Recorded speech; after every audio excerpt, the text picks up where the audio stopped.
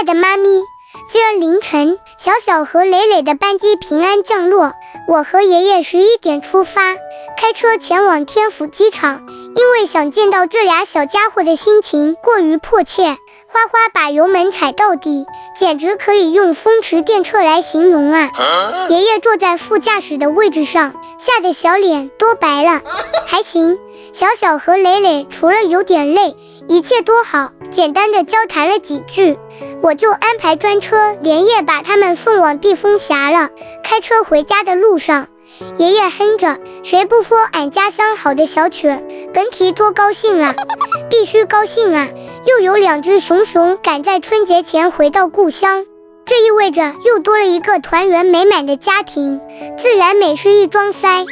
身为曾经的幼儿园园长，爷爷还说，如果萌然哥哥也能回斧头山过一次年，那该有多好啊！哎，不得不说，上了岁数的老头还真是念旧啊。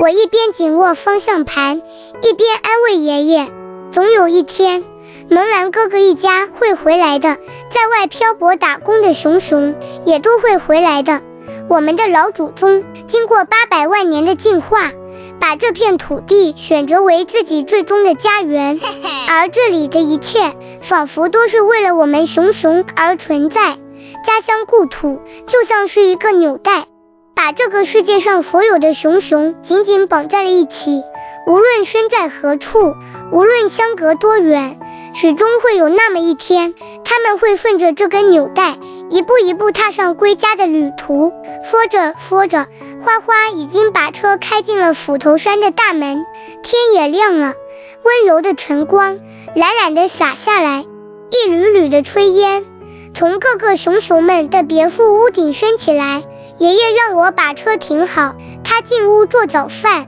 简单平常的一句话让花花倍感幸福与安稳，这大概就是回家的意义吧。晚安啦，我的好妈妈，爱您的花花和小叶子。敬上。